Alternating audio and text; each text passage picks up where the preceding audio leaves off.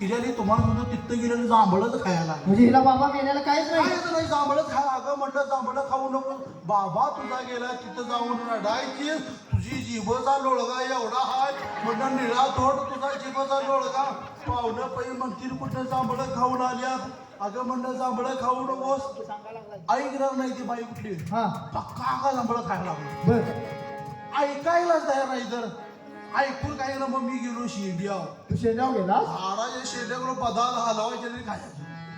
तुम्हाला सांगतो जांभळं खालीत गेला. पाहुणं पै वाट बघितली बसले. बर बराच टाइम झाला म्हणजे. फोनावर फोन करते आलं. हा मी फोन उचला तयार नाही. आलो म्हटलं 5 मिनिटात आलो. 3 किलोमीटर लांब होता. बर 5 मिनिटाचा आहे. माहिती आहे का तुम्ही. हा मग गेला. तुम्हाला सांगतो सगळी लोक गेला गावात गेलो. सगळी लोक वाट बघित आला जावा लेख आली. तुम्हाला सांगतो बाबाला जे पदव्या द्यायची चालू जे केलं. अरे बाबा हे माझ्या वकिला माझ्या राजा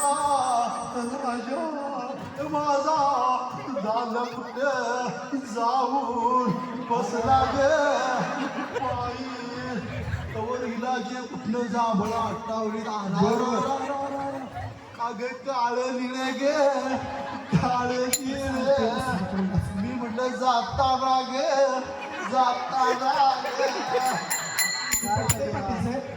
पटते काय बाबा मेल्याला काहीच नाही. राहायला घर नाही साधं. पाहुणं पण काय म्हटलं असेल. बरोबर तू केला तर पाहुणे. पाटील साहेब घरात देवाला देवघर नाही यांचे. नामना घालवली पाहिजे. देवघर नाही म्हणले मी.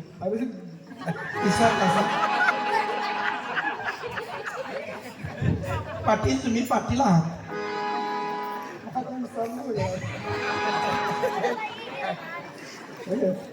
देवघर नाही म्हणलं. पाटील काय असतं म्हणजे ते काळे निळे गे काळे वाटणारा मजा वाटा लागली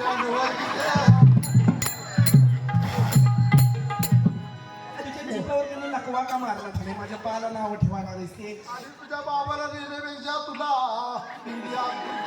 याला द्यायला ठेवायचा होता रे बाई. मी तर आवाज रडलो असतो.